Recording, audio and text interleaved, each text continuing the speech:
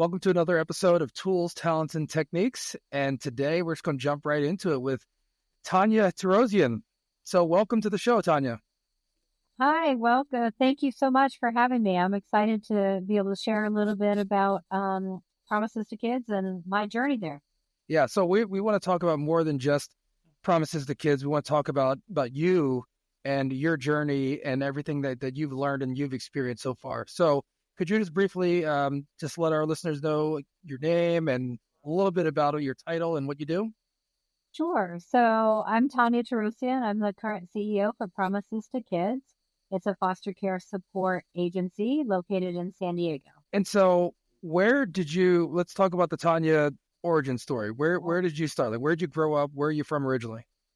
Yeah, so I grew up in the Midwest, born and raised in Madison, Wisconsin, and grew up in a family that believed in giving back of their time, of their talents, and, whatever donations monetary that we could. It was really more about donating our time and being to public service. And so I really enjoyed that. I have a brother, so it's just the two of us. And my parents were really active, both in politics and then also at their church and just in the community helping homeless and other folks. So I think my origin story really began with that commitment to community. And so you mentioned working with the homeless. Were there specific charities or groups that you recall working that had an impact on you early on? I recalled seeing my parents donate their time. I know a couple of times I would know that my dad would go and spend the night at the church overnight because the church turned into a welcoming center for those that were homeless. And my mom did the same thing. So they would sort of rotate which month, they would spend their time. I know that we always supported them on also watching them give back, doing food boxes, things like that. And then I also remember our house turning into a polling place at the election. So really being involved in many aspects of the community and seeing how, you could use your talents to really support. As I grew up, I started volunteering. There was one particular place in Madison that I enjoyed volunteering. And it was, I think I was in high school and in college, and it was on the other side of town, and it was a community center. And the work that I did there was working with a teen group. So it was sort of a drop-in center.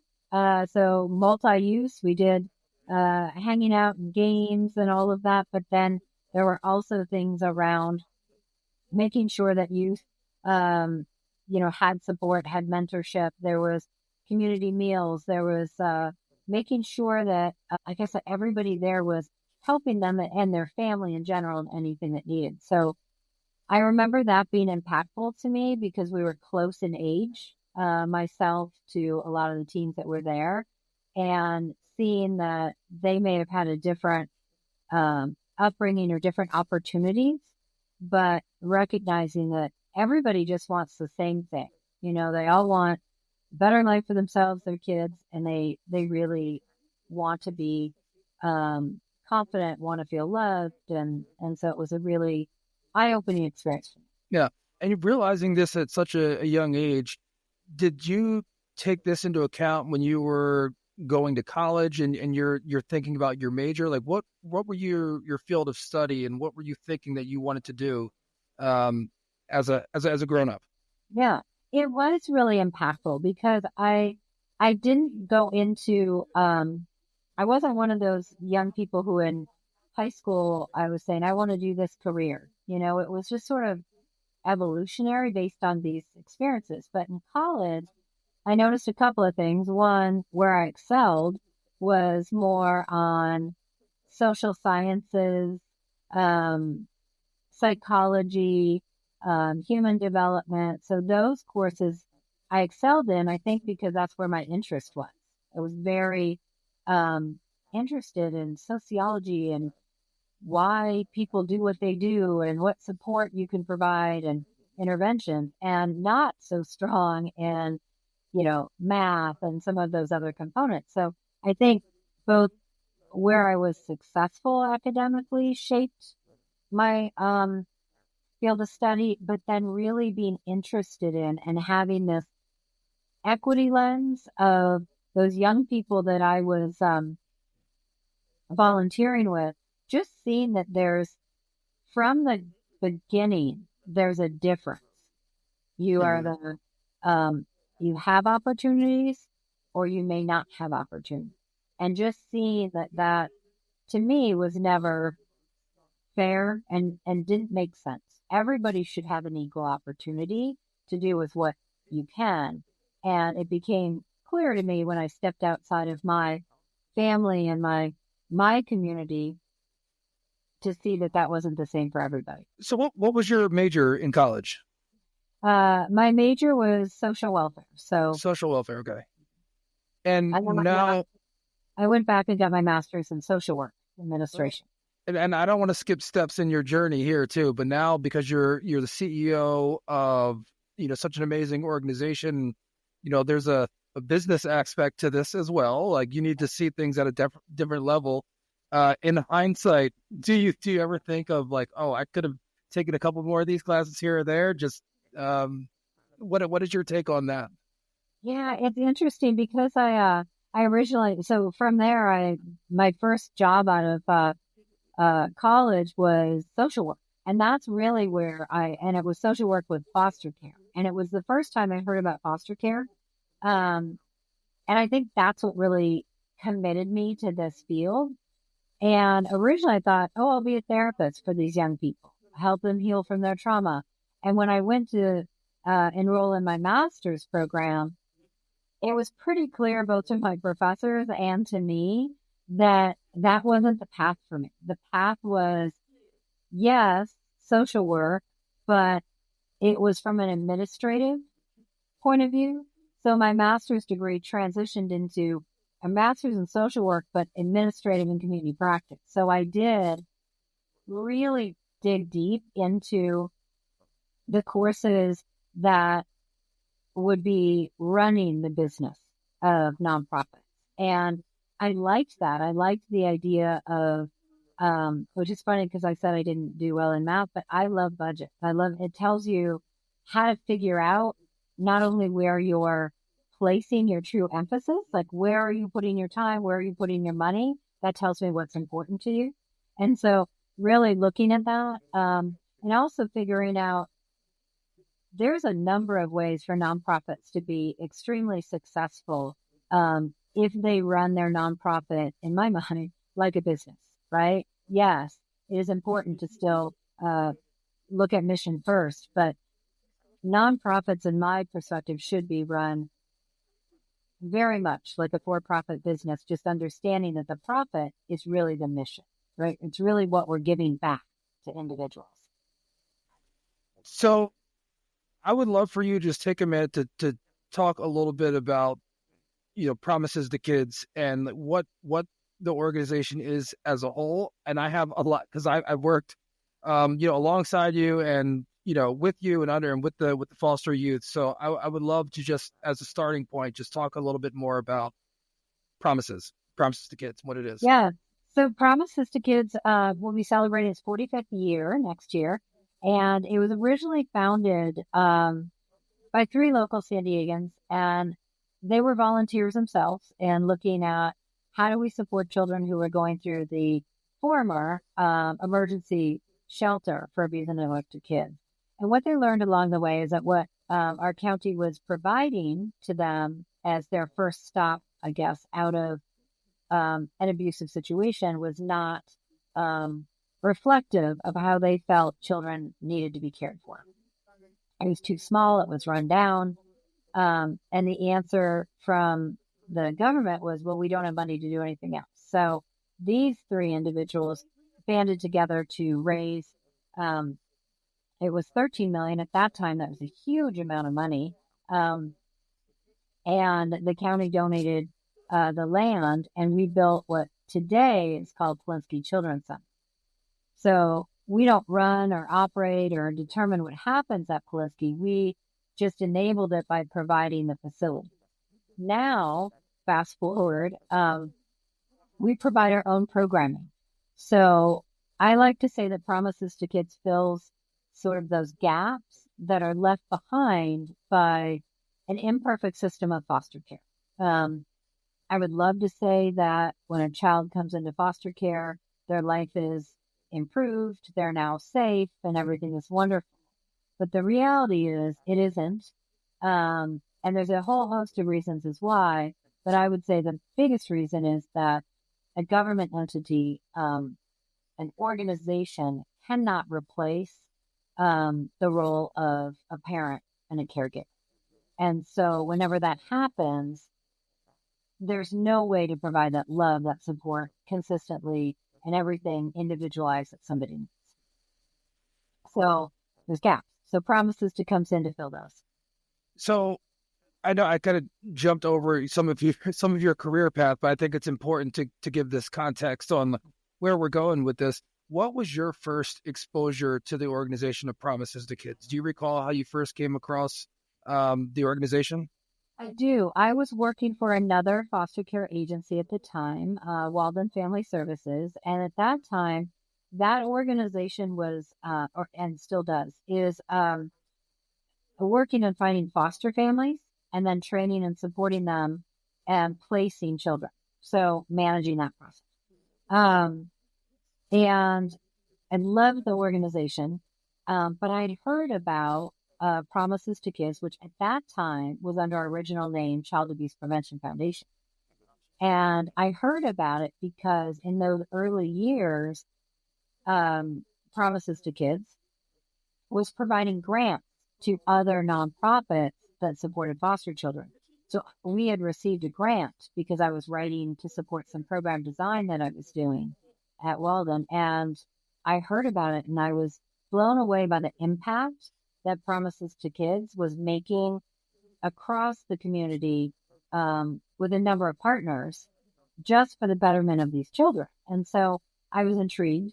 And I was further interested when I found out that they were, or the Promises is philanthropy funded. So private investment, meaning individuals, corporations, community groups. And that's very unusual because typically organizations are provided money from the county to care for children. And so seeing this, I think it lit up my excitement about like entrepreneurship and how innovative you could be if you were given the license to create and then just support through creative funding. And so I immediately, when there was a job opening at Promises to Kids, at first was a fundraiser, I applied. And so I was a fundraiser here for a number of years. And then I left and ran the Commission on Children, Youth, and Families for the county for about 4 years. And when the CEO position was vacant at Promises to Kids, I immediately decided to come back. And so all in all, I think I've been here, like 15, 16 years, but in 2 different roles. So when you took over as CEO of the organization, was there anything at that time that you were for your big initiatives that you were like, okay, this is something that I want to do that I think can make the most impact? Was there anything like right off the bat that you can recall? Yes, definitely. I remember coming back and thinking, oh my gosh, did we have mission drift, right? So we had, I want to say it was like 13 or 14 different programs. And some were supporting military kids, some were supporting, there were some initiatives around anti-drinking and drug, but not specific to youth, foster youth. And so when I came back, we set about a process of analyzing our programs, not only on impact, but on connectivity to our original mission, which is creating a brighter future for foster children. And then also looking at financial, does it make sense? And so guided actually by the premise of good to great, which I always kind of dust off and come back. But looking at, we can be good at a lot of things or we can be great at very few. And so let's let's figure out how we move in that direction. So we eliminated all but 4 programs, which are our programs today.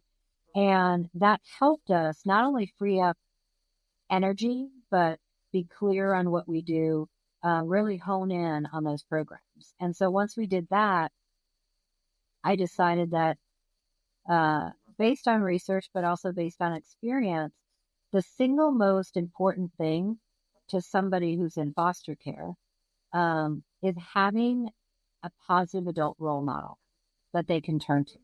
And so we didn't have a formalized mentorship program for our youth as they were aging out, but I knew that that would be important. And so we put all of our efforts into not only growing that program from number of youth that were even in the program.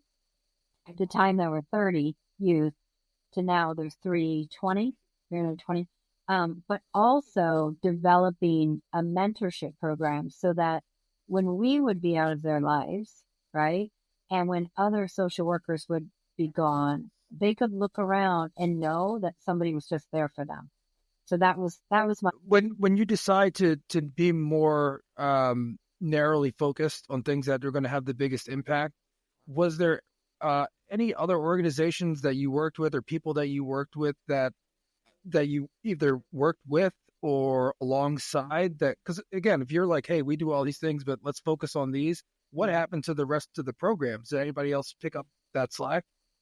Yeah, many of them I felt were just duplicative in nature, right? Mm-hmm. So there were already people doing some of that work. And so it really was around talking to those other organizations. I know that, for example, say San Diego does a lot of work with military families. So I knew that if we stopped our work, they would still have that service. They had capacity. And so it was one of those things. Looking at other organizations and even in just the foster care space of what else was already happening. And so by us kind of dropping some of those services, I didn't feel the impact was going to be as great. And of course, referring everybody back to the county and their responsibility to really provide the basic needs for these youth. Working with foster youth and these programs, and because you have such a holistic perspective on things, through your education, through working with other organizations, is there, and you did mention like having mentors, and I do want to talk more about what that looks like and how that works. Are there themes that you see that you keep coming back to that foster youth face that you feel like, man, this is keeps coming up and we can do this, but like we need more of, XYZ. Are there any themes that you see? Yeah, mentorship, which I talked about a little bit, is the biggest. I do also see critical and expanding needs over the years around appropriate mental health interventions. And I say appropriate because there's a lot of clinicians out there, many of which are excellent, but very few which are experienced in the deep trauma that our youth experience. And so it's one thing, let's say, for me to go and have a therapist, and I might be talking about more everyday or light depression or whatever those things that come into the general population when we need some support. It's an entirely different thing to have severe abuse trauma and then compounding trauma while in care around feeling abandoned, never having stability, around not having a peer group because you move 5 or 6 different times while you're in high school. So you need a therapist that can understand and unpack those very, very difficult challenges in order for you to overcome and heal from those experiences. One of the things, did your lights just go out? Yeah. Cool. There you go. You got the one motion sensor. Motions. Okay, so I want to talk for a minute about the mentorship and the programs that you develop. And before I ask you the question, I just want to say that one of the most impactful moments for me in working with the group, especially like the men's leadership group, being able to see the development of some of the youth that are coming in, and when they're very standoffish and quiet, but seeing them start to ask questions and seeing them really start to open up and talk about their dreams, their hopes, like what they want to do, and realizing that you know you don't realize how much you have learned over the years until you share it with somebody else, and you're like, oh, and then you realize that some of the things that they want to do, they're not that far out of reach, and sometimes just being there and listening and being able to say, oh, well, if you want to do this, maybe you just talk to this person, or maybe just take these first couple steps and you're halfway there. And it was really impactful to be able to give back in that way. Like, I wish I had more money to give, but what I realized, what is probably most impactful for who I am and where I am, is actually spending the time and listening and giving guidance. So again, before we share more about the programs, I just want to let you know, like it's moving to me to be able to be a part of your organization. So I want to thank you for what you've established and what you're doing. Wow. Well, thank you. I mean, it really is, it's really those mentors and volunteers that change the lives of these. It's incredible. Like you said, I guess you would think coming in, like, well, what impact am I going to make? They've had all this, these experiences and all this trauma, and how can I make a difference? And the reality is, it's just like you said, you may be the very first person who either gets them or makes a connection about something or opens their eyes to, they can do it because they're really not that different, from somebody else. Right. And I think what I've been told, I didn't grow up in foster care, but what I've been told is that sometimes there's this feeling of what they think their life should be like, or their reality is more TV-esque, right? Everything's perfect. They all have, these doors opened. And the reality is not everybody has that experience. And it's not because you're in foster care. And so you're not that far off from other kids. You just need that little, somebody saying, you can do it. Somebody saying, let me help you do it. And then just opening the door, because they can walk through that door and they can, they're very, some of the most hardest working individuals are those that have to work harder than others, right? And so I'm always shocked with some of the things that they've overcome. I often think, I don't even know if I could overcome that. Yet not only are they overcoming that trauma, they're succeeding beyond. So it really is about a little bit of help, and just listening and being there for somebody means the difference. And it's amazing that just being there, and that's one of the things I want to make sure that I share with our listeners and folks. And I probably don't talk about it enough. And I haven't really fully thought through this, but here we go. I'm going to just throw it out there. It's like when you talk about your volunteer activity, like it's kind of like a bit of a humble, like it just feels that way. Like, oh, well, I do this, but it's not really why you're doing it. So you don't really share it. But I think it is important because it does. I can't say I get more out of it than the youth. It's kind of hard to say that, but it feels good to help. And sometimes it doesn't even take that much. And I wish I could do more, like, and spend more time. And I do at certain periods, but it doesn't take that much effort or time to make a huge impact in someone's life.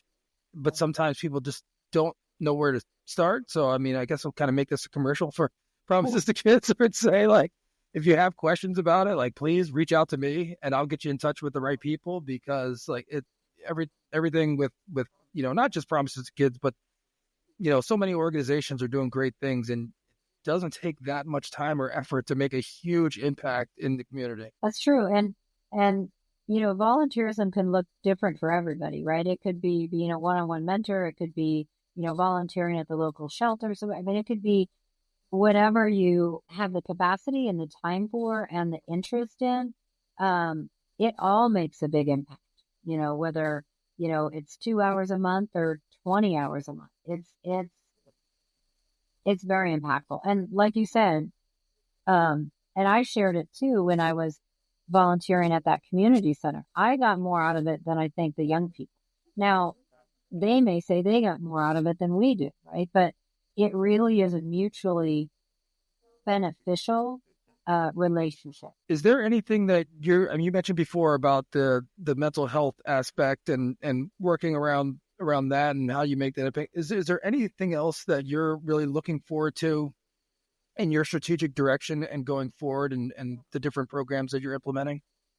Yes, we have two new areas that we're looking at outside of just the mental health. The first we just launched a couple weeks ago, and it's really looking at homelessness as a huge issue across the country and in San Diego. And when you really dig down into how does somebody become homeless, what are the risk factors? When you look at the research, just by being in foster care at some point increases your likelihood of being on the street significantly. So we decided to come up with an innovative solution that looks at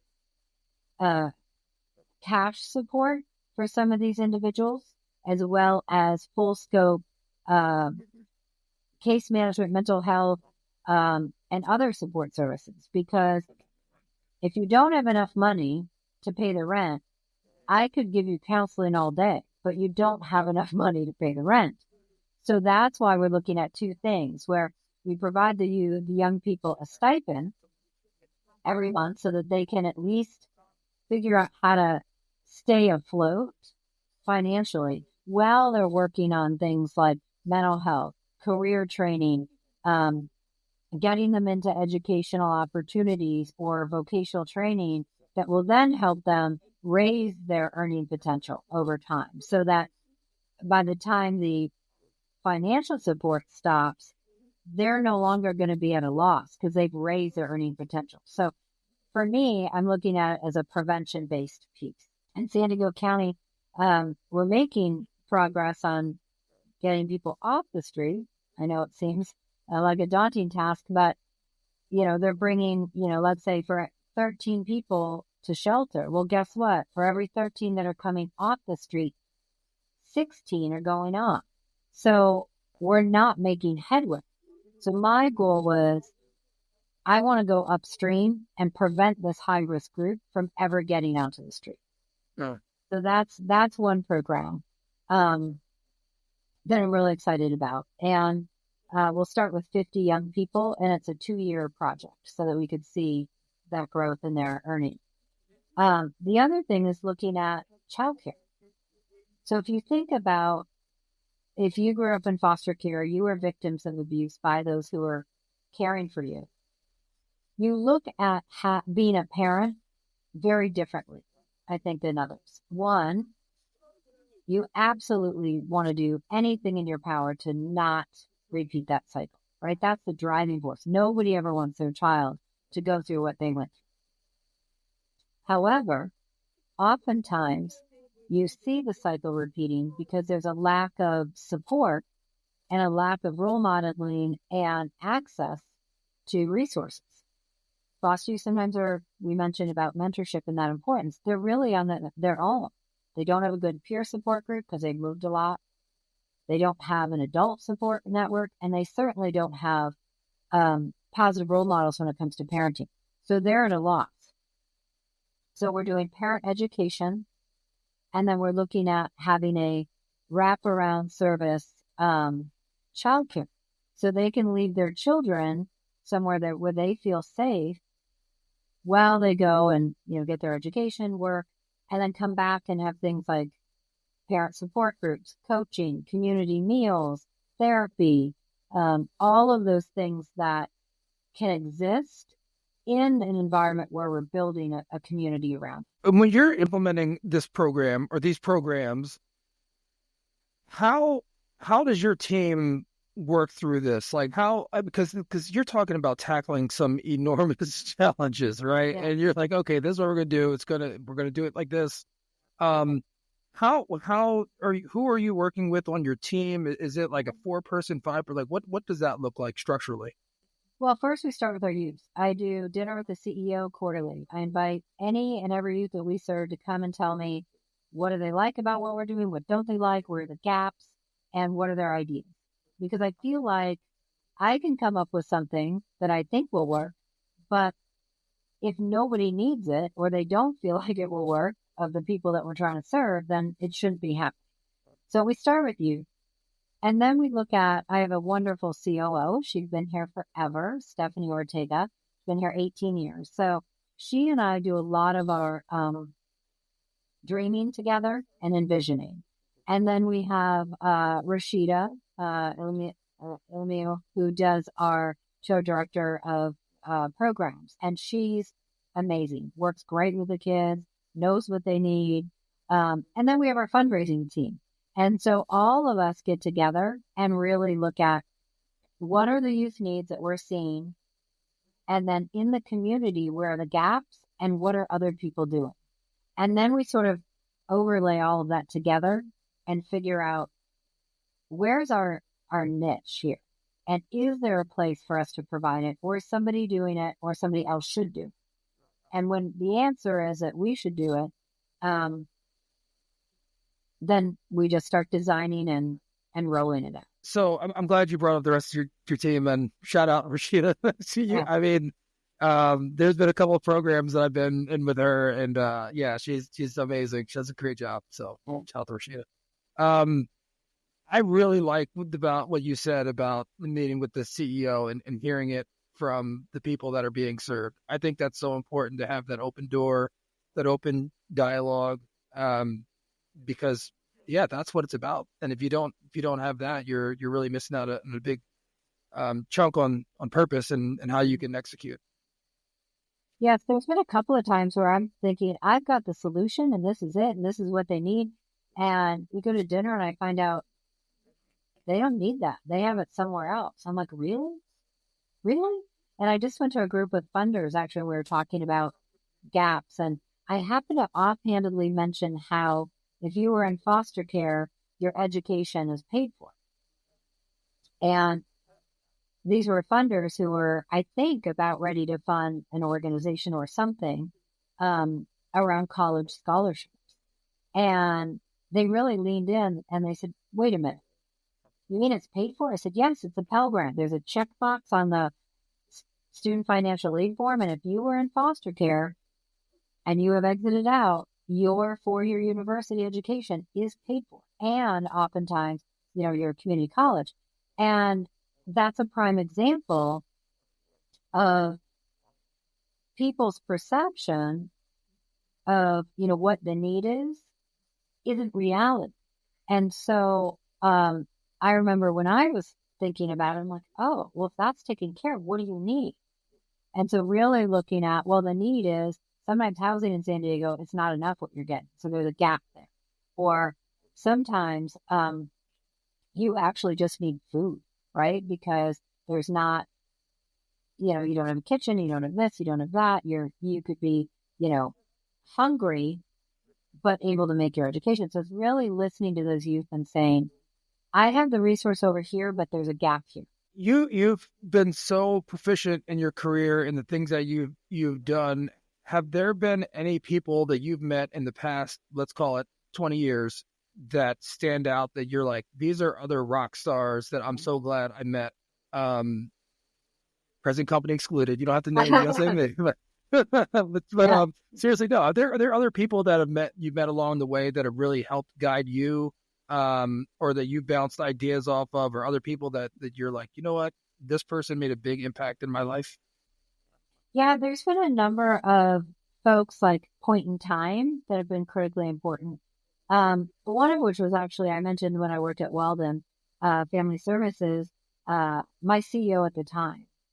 We've now become great friends and she's running other organizations in other states. But she was one that I thought was really important to me. One, she was a former foster youth, so I felt like the credibility was there as far as the population we're serving.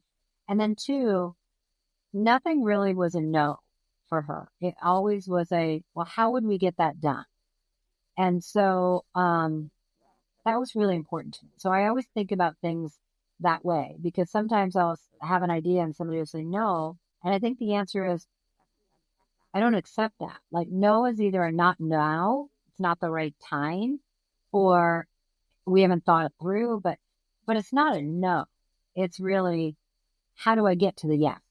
And I think that shift in my perspective definitely came from her. She was amazing and a good friend of mine now too. So And so was this her saying this? Was that an actual thing that you picked up, or was that a real like technique that she used? Did she verbalize it that way, or is that something you're like, oh, I realize that's just the way she is?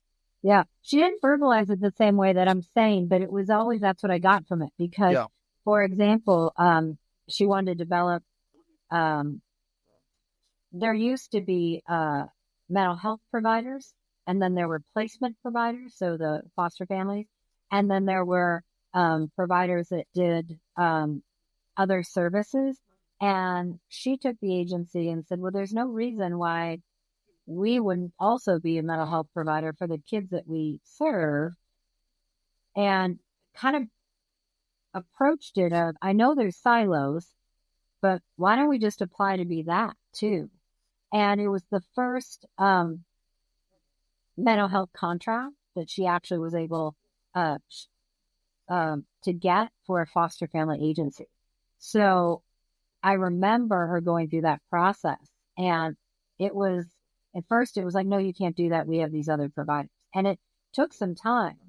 And, and then she ended up with the largest mental health contract for a foster family agency because of her success and so forth. So I saw her hearing the no and then going back and rethinking it and approaching it again. So I think it was me watching and learning from her, that was how she operated. Hmm. I love that. Mhm. Any other nuggets of wisdom that you picked up along the way? I think just, I did not have, I don't say I didn't have it easy because I think I did, but I took a crooked path everywhere. I wasn't the best student. So I went to, I thought I would go to a 4-year university right away, but my grades weren't there. So I went to a 2-year, a community college, transferred, and then, had my fun in college. And so it took me longer to get into grad school. So all of these components. And what I learned was that you can still get to exactly where you want to be. You just may have to take a different path or be persistent, and it might take you longer, And so I do think about that too with some of the youth we serve of, look, you don't have to, you don't have to have the best grades, or you don't have to have the most impressive resume. You can be your own salesperson and you can find a different door. And by no means should that define your end goal. It just means you got to think of a better way to get there. Yeah, that windy path, and I try not to look at it like regrets, because there are lessons learned from taking the path less traveled, and in a lot of ways, like some of the people and lessons that I've learned along the way, some of them like, wow, I wish I didn't have to learn that lesson in that manner or whatever, but it's something that adds character. It adds a different level of understanding that you can relate to people in a different way, and so there's a lot of benefits of taking the path less traveled. Yes, definitely. And everything that you end up doing adds to your experience, and it adds to shaping the next step that you have. If I hadn't taken a job in Chicago as a social worker for foster care just because it was the best opportunity that I had, not even because I knew anything about foster care, my whole life would be different.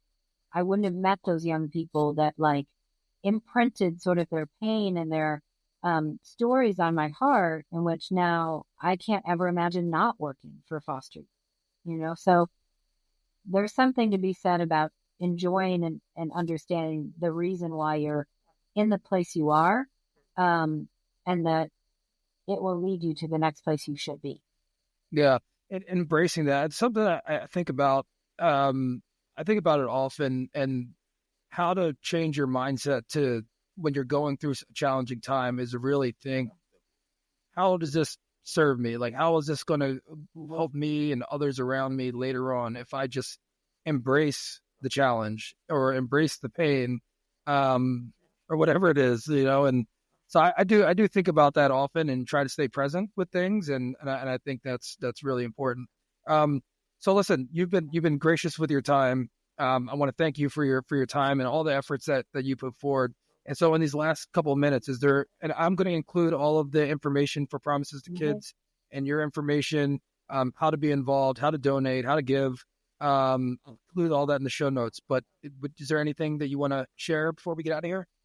Um, yeah, I think it's really about being a lifelong learner. I mean, I found that that's helpful to me is, always seeking, growth and whatever that means. You could be, personal growth, professional growth, but I think it's important to always try to figure out what is going to be next for you so that you can prepare for that. I think that the times that I have not dedicated space for that have been the times that across the board I get stuck.